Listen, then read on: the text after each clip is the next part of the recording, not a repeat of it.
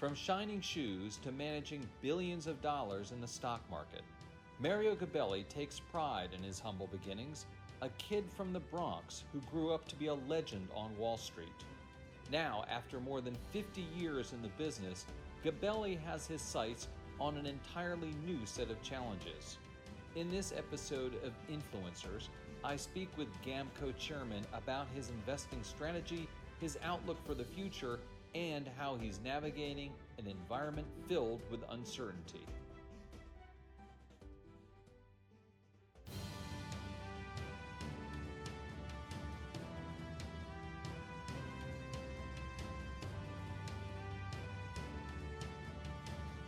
Hello, I'm Andy Serwer. Welcome to Influencers, and welcome to our guest, Mario Gabelli, Chairman of GAMCO Investors, legendary investor. Mario, nice to see you. Well, a great introduction. Thank you. Good to see you again. So I want to ask you a lot about specific stocks and companies, but I also want to ask you about this rip-roaring stock market and the disconnect between the real economy and your thoughts on that, Mario. Well, it's towards the end of August, and you go back to January, February, the market was quite robust. I wound up having a meeting out in Las Vegas at the end of February with Forbes Shook investor intermediaries, and I prepared my speech on a Friday, and a Saturday I realized it was stale because COVID broke out in South Korea and in Italy. Fast forward, we went into a lockdown, and the last 2 weeks of March were challenging because everything that can go wrong went wrong. Then we said, what is going to work? Govies and gold, and that did work. And then the Fed came in with a macro stimulation, lots of arrows in their quiver, and then we came in with a fiscal stimulation, and that's what stabilized the market. Now, independent of that, and while that was going on, when individuals were locked down, Andy, those that were born on Fortnite and other e-games decided that, they've got to do something. And so you had a new wave of day traders and speculators. Back in the 60s, when I started in the Wall Street, you had tape readers. The tape would be hours late. They had to shut down on Wednesdays to handle the volume. And fast forward in 1999, you had another set of dynamics, the dot-coms, and doctors would look at their iPad to put in trades. And so this was the new dynamic. And to the degree that you also had interest rates come down sharply, you had growth. The present value of future stream of earnings that are predictable was worth a lot more. So the growth stocks added to gold and govies, and there's been a very concentrated flow into a handful of stocks. Right, the FANGs, et cetera. Yeah, if you call it that, and you can add Tesla, and you can add Netflix. Right. So you're known for being a value investor and also a media investor. And I want to ask you about the old media companies. And Comcast, Disney, are they being replaced by the Apples and the Amazons and the Netflix? What's going on there from a macro perspective? Well, last time I counted, you had 7.3 billion people in the world and only 330 million in the U.S. And so on a very narrow basis, clearly, what does the consumer want? Andy, today we are in the year 2020. 100 years ago, aside from the fact that you had the Volstead Act and you had a pandemic, you also had the Industrial Revolution. It really was taking fold. Today you have the digital revolution, and the digital revolution requires speed and connectivity. So to the degree that you now have in place broadband speeds, and you can have 25 up, 3 down is not enough. The speed, you got to go to 1 gig. And to the degree that's an enabler, it is the superhighway that President Eisenhower built in the 1950s is now available in the U.S. to transform the digital world. Now, you go to South Korea, you go to Japan, you go to other parts of the world, 5G is already been in place. And it's being accelerating in China and so on. And so we're doing that today. There are auctions every day for spectrum. They need that bandwidth. And so on. So to the degree that I'm Disney and I know how to communicate with a customer and I have content, what do you give to the consumer? Give them what they want at the lowest possible price and give it to them anytime, anywhere. And content is still very important. Today, however, availability of packaging that content is center road. Over the next 5 years, it's going to be who can make it, who can deliver it, and who can give it to the consumer globally. So, yeah, Netflix is doing well. Disney and Comcast has a place, Peacock and Disney Plus. But, some of the content providers like Viacom is still around. Okay, Paramount is really a terrific asset, and how do they monetize that? And the Bob Bakish is doing a good job of trying. He's got a long lead. The competitors have a long lead time. So those are the dynamics that we look at. But at the same time, going back to your question about the world, March Madness, aside from the market going down, was basketball, and they stopped all sorts of sports and all sorts of travel, all sorts of leisure. And in addition to that, there was a great uncertainty about the banks getting hit. So where do we go next? Does the Live Nation with concerts come back? Do the companies that operate that kind of content have a place in the future, or what do we need in advance? So those are some of the issues that we think about. Let me ask you specifically about Apple, Mario. And I don't know if that's something that you consider, but I guess you have to because it's a $2 trillion company right now. But what about it as an entertainment business and getting into that world? Well, there's clearly the recurring revenues from hitting a button on your machine that says an app, and they get a piece of the revenues. So when you look at it, I look at it differently. What do you want as a consumer? When you're driving around for 5 hours, do you want to listen to a news channel? And are you willing to get it on Sirius? Do you want music on Spotify? Do you want it on Pandora? Who is providing the content? So Apple, will they go next? Will they take advantage of their currency and go in and buy and backward integrate and own the content? So what would they like to have? And those are questions. Like in our household, we are big fans of Amazon. Little tiny packages are delivered for an amazing quickness and price, and we don't check price without checking on some instrument to even compare Costco's prices. So in that context, the companies that like Apple now, by the way, put that in more context. If I took all publicly traded stocks in the stock market, according to one of the studies we just saw that came out on June 30th, admittedly 6 weeks or 8 weeks old, it was $88 trillion. Public price times shares, $2 trillion for one company. Look, you got to give Buffett credit. He did a barbell. He bought the banks, or he had the banks, and then he bought a significant position in Apple. And it's the recurring revenue from the apps, and that is what is being challenged now by organizations like Epic and like Fortnite. Yeah. Let me ask you, you mentioned Netflix before. I'm wondering if you've given much more thought to that. Is that a company you've invested in? Well, that's one of my great mistakes. When Reed Hastings raised price, the stock dropped to 78 or 90, and I was bidding 78. And obviously, it's a 10-bagger plus since then. And we own it, not a lot. We own Apple, though I'm getting inclined to trim it a little. The problem is it's got a very low tax basis, and do I really want to pay that capital gain? On the other side of the coin, come the middle of December, we'll know whether the Senate goes Democrat, in which case taxes will be higher. So for taxable accounts, we are very tax sensitive. It's not only what you make, but it's what you keep in the investment business.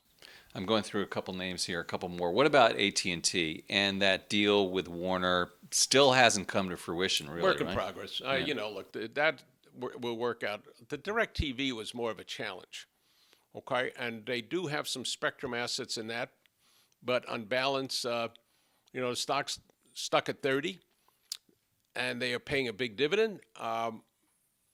Clearly, they work in progress. We own it because we owned a company that they bought DirecTV, and we have a low tax basis of $5 to $10 a share. Right. It'll work out, but slowly. And what about CBS and Viacom? You mentioned Bob Bakish. Well, when you look, great question, because when you look at companies You know, one time you and I got together down at the old New York Times building, and we talked about Sony at $40 because it had certain values. Within the framework of Viacom, you have 600 million shares in rough numbers. The stock is 25, 30. Let's call it 30. It's $18 billion. When you buy it, you pick up $17 billion of debt. So you're paying $35 billion. Now, you're a company you just mentioned, Apple, $2 trillion. Amazon, Jeff Bezos wants to own content. Okay, will he buy AMC Entertainment, not AMC, the theater company? You know, Breaking Bad, Walking Dead. And Josh Sapan is really one of the great creators of content. Viacom has that skill set. Now, they have an Achilles heel short term, and that's sports. Football. What happens? We're doing the bubble now in the basketball. We're playing baseball. Will football come back? You know, these guys breathe on each other. Basketball is the same way. But there's a bigger team in basketball and football. So will that be isolated? Will it be renewed? They have contracts coming up.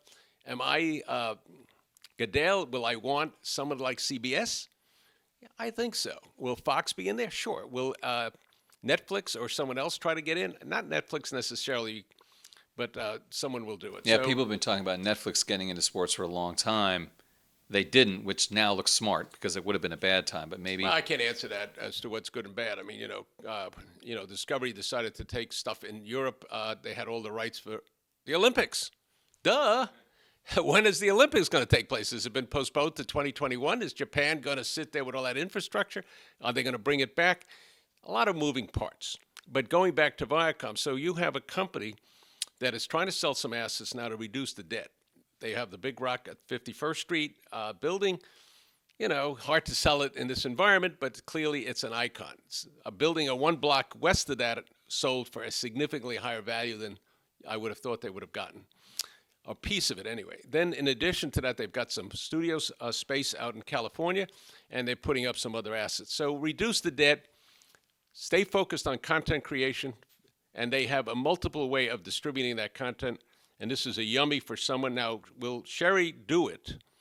And National Amusements, which controls 40 of the 50 million voting shares, 40 of the 50 million, my clients own maybe half the other voting shares, will she monetize that asset? And if she does it, how does she do it? Now, her father, who I've known for a long time, passed away after his 3-year kind of a holding action. And so lots of things in play. In addition to that, National Amusement derives the revenues, Andy, from motion picture theaters, and that's been a challenge short term. People have been waiting to unlock the value at that company for some time. At some point, it probably will happen. I want to ask you about... Well, that's an instant event. I mean, right. that may happen in pieces. Why not sell a piece of a content capability to accelerate your debt reduction, but also have the right to distribute your product? You mentioned movie theaters, and I want to ask you about movie theaters. Is that business just kaput? I mean, how's it ever going to come back, Mario? And people getting more and more comfortable seeing stuff at home. Everyone's releasing movies at home now, except for Christopher Nolan. Well, there are several that are. First of all, the movie companies, whether it's Paramount or Disney, have lots of content that they put the cash in that's locked up in their library that hasn't been released. You know, SpongeBob the 14th, I'm making that up, but, you know, Tom Cruise, whatever. How do you monetize that? Now, let's step back to answer your question. Last year, 2019, Andy, box office globally was $42 billion. $12 billion of that was China. My guy in Shanghai, I have an office there, has not yet gone to the movie, but he's taken his daughter to Disneyland. And they spaced it well, so instead of having 80,000 people, they had 25,000 people show, or 20,000. Will the consumer get comfortable in going back to the movie? And right now you're seeing that in the real world. AMC, the theater company, is opening up some theaters on a limited basis. But clearly, from my point of view, having watched family members pay a lot of money to go see Hamilton on Broadway, and then for $7, we had the right to do it several times. You know, there's an advantage to both, and we'll see. It's the movie theaters have the direct-to-the-consumer challenge. Yeah, and it's not an easy solution for that or sports we were just talking about, right? Well, sports are going to be a little easier. I think a year from now, a year and a half from now, you have to assume you have some kind of a way to deal with the COVID. Much, if you look at the photographs of 1920, baseball stadiums were filled with people with masks on. And the Kansas City Chiefs are starting up with 22,000 people at their opening game. We'll see. And 22,000 in attendance, Andy. So that's easier than the theater because it's outside, for instance. That's an advantage. Right. Some of the theories were when weather was getting warmer, COVID would slow down. Yeah, let's come up with new theories. Right. Yeah. So I've asked you a lot about media, but you have all kinds of other interests as well in terms of investing. What are things that are catching your eye these days? Well, they're nothing different. Okay, we have to worry about the planet. Okay, there's no question that what you're having in California is just the tip of the iceberg. The weather changing, the patterns of weather and carbon capture and sequestration. When I started following the utility industry 30 years ago, that was the holy grail. Today, it's renewable energy, solar, wind, but transmission. You got to go from the wind where it's blowing to where the demand is. Then you have to have battery storage for the time in which the wind or the sun is not shining. And then you have to have cybersecurity, Andy, because there are a lot of people that can do funny things. And then on top of that, listen, if a 17 or 18-year-old can hack everybody's content, like Bill Gates, imagine what somebody can do just tinkering. In addition to that, you need battery storage. We are hosting our 44th annual auto parts conference and bringing in, last year we did it on used car companies. It was part of Carvana. It was part of what's going on in CarMax. It's part of what's going on in AutoNation. Vroom has just hitchhiked on that. But the battery companies are coming in. Will we be able to come up with a battery that can absorb and generate and store, and that becomes a total ingredient? So we're looking at that ecosystem for a while, and we have to own that. The second part is people. And also tied into the planet, do we want to have protein from non-animal sources, plant protein, and what companies benefit from that? You think immediately about this hamburger company, Beyond Meat, and then Impossible Burger. But there's a company in Canada that's a bargain, that's put tons of cash flow into developing that business. Stock is cheap. It's called Maple Leaf. So there's a lot of ways. Maple Leaf? Yeah. Mm-hmm. It's located outside of Toronto, like in a suburb, much like Greenwich is a suburb of don't want to say that, and of some other big city like Boston. So those are some of the areas that we're investing in. In addition to that, obviously, you have to think about how bad is bad for the cyclical bottle company, be it banks, oil, travel, and leisure. How good is good, and when will that occur? And then, Andy, when it gets good, how do you get a bigger multiple? What's going to be the ingredient that says, okay, will this stock sell at 3 times cash flow, higher than it would sell normally because they've got some input into a Tesla or the other versions of all of the electric vehicles that are coming down? So that's how we think. We look at every stock, every company with a microscope. And then we look at them with a telescope. I want to get into the green stuff in a minute, but the bottle companies, what was that again? Take us through it again. That's B for banks. They have been significantly thrashed, particularly the smaller ones. And why? Because just in case people can't pay their mortgage, will the government come along under some administration and say, don't bother. You took a student loan instead of working, or you took it because you thought you needed it. We got a solution for that. Travel and leisure. Oil. Well, oil is B, the O. But that's the O, right? Yeah, the oil has dropped to $42 a barrel, and we have to make a transition, obviously, away from carbon. But the necessary transitionary fuel is nat gas. And so where is the nat gas play? What companies will do well? Now, yesterday or last night, it was announced that Exxon's coming out of the Dow Jones. Yeah. And they're putting in Honeywell and Amgen and Salesforce and dropping. So the weightings in this index fund, I just got off track on that, but that's an element. So that's the bottle. Will you go to a hotel to go see the Consumer Electronics Show? Will you go to Las Vegas with 120,000 people to go to that kind of a gathering? When will you do that? What will you go gamble? You won't go to the Kentucky Derby because they're doing it virtually. Will you do it next year? So the question is timing, but not if. Do you own Tesla? As you talk about these green stocks, and you mentioned I have a problem Tesla. with Tesla. I think, Elon Musk, when you think of SpaceX, when you think about what he does, in quotes, the boring capability of drilling tunnels, and think about the ingenuity that he's brought to this company, it's phenomenal. However, when I take the number of shares and multiply it by 2,000, I get $400 billion. And you have about 5 years to grow into that valuation. If I multiply the number of cars, today in the world, we're going to produce 82 million. By the year 2025, let's go to 100 million. Are we going to have 10% or 10 million of those electrics? And then today you have 1.2 billion cars on the road, Andy. 1.2 billion in the world.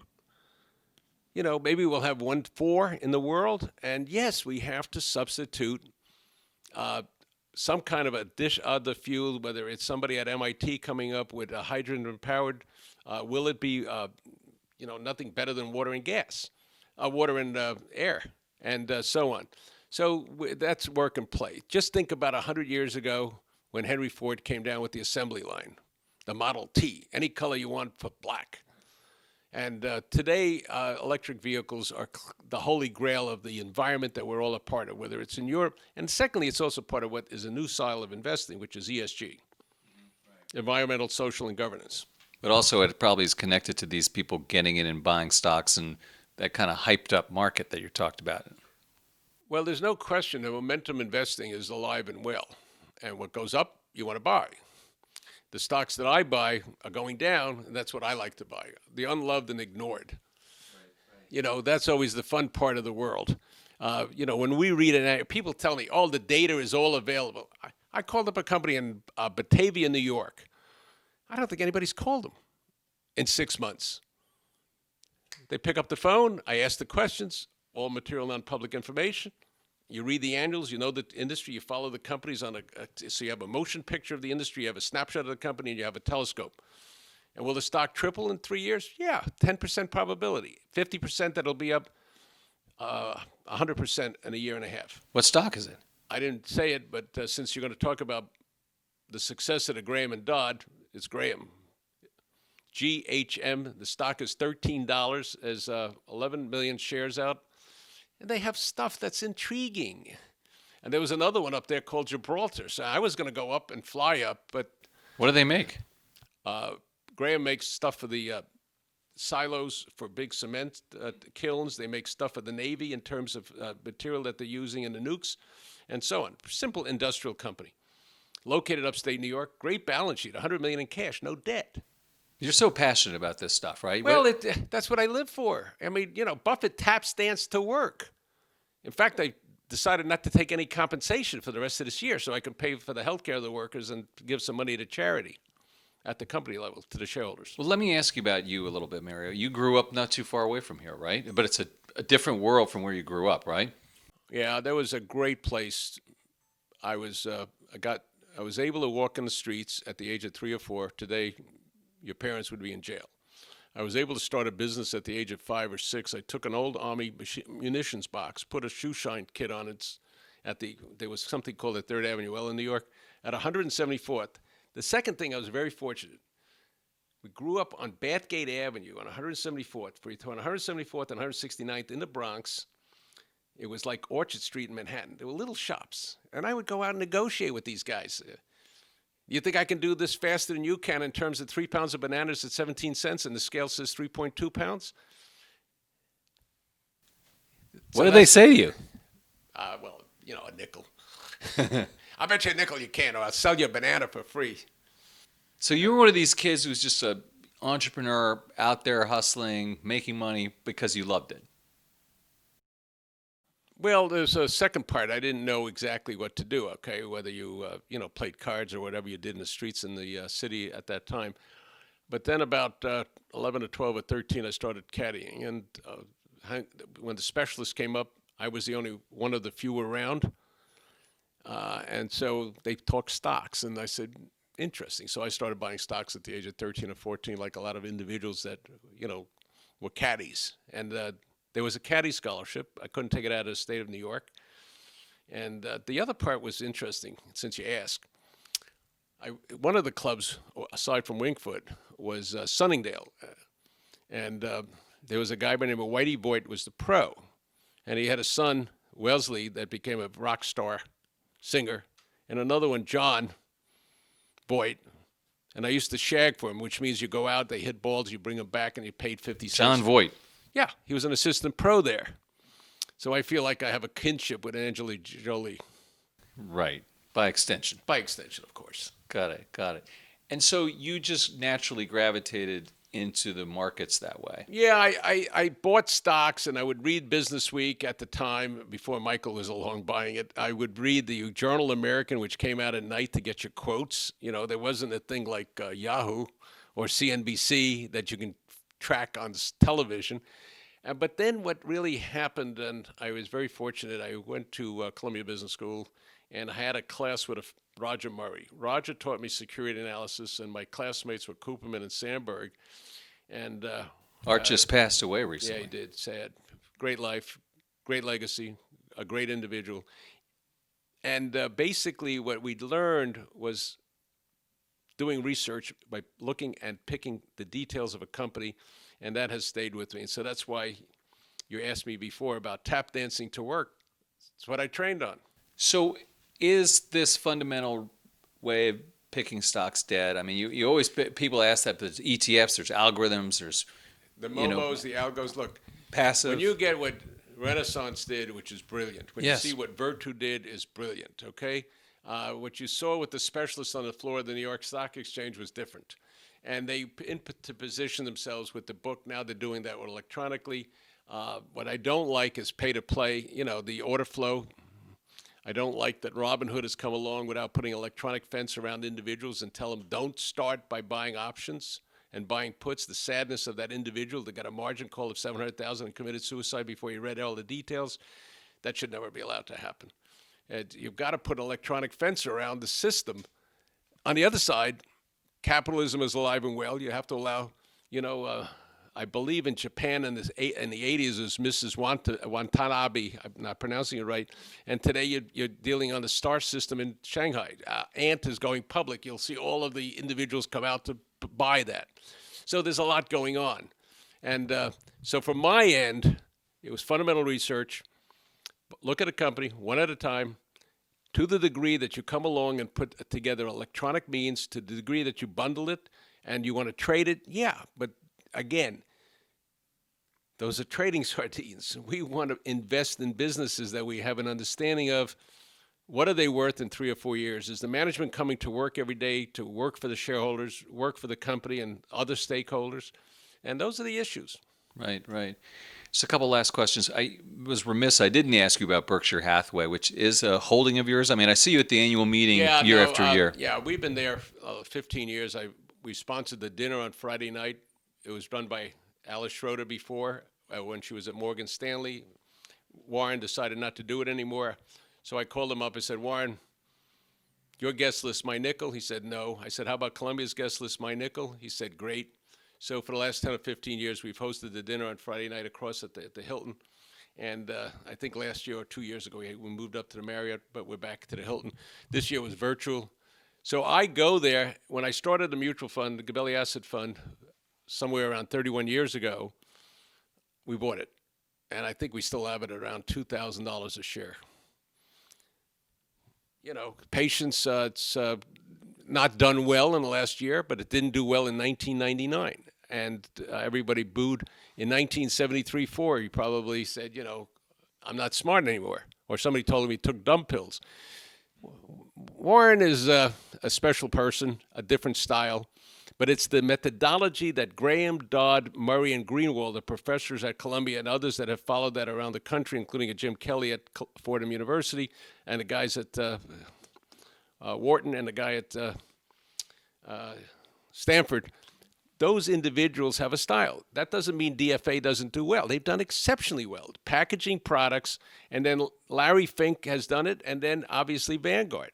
Now, the question is there an unlevel playing field between ETFs and open-end mutual funds? And the answer is yes. And it's, without getting technical, it's 852b6, a section of the IRS code that allows them to wash out gains without paying a tax. Not fair. Somebody will have to deal with that. Academics should be focused on it, and there's several that have. So there's a lot going on. Final question. I mean, you are so passionate, as I said earlier, about this. You see yourself just doing this forever? I am 3/4 of the age of this country. No, I am not. What am I? I'm 1/3 of the age of the country. Sorry about that. And basically, I'm 12 years younger than Charlie, 15 years younger than Munger. So you got a lot of time. A long runway, hopefully. Independent of that, we have an election coming up in the next 70 days, and obviously we have to worry about what's going to happen. What are the taxes? Will capitalism be around? What is the different societies? Okay, my first time to China was 1981, and you saw certain dynamics have changed. My first visit to Central Europe was just before the Berlin Wall came down, and I went into Budapest, and I said couldn't get telephones. Meanwhile, the Russians were building a steel mill a mile down the river, and I'm saying, why are you doing that when you should build telephones? Centrally planned economies have a challenge. So you learn a lot. But taxes are going up. We've got to pay for what's going on, and my taxes are going up, and they should. Does that mean Biden's going to win? You've got 3 senators to shift the vote.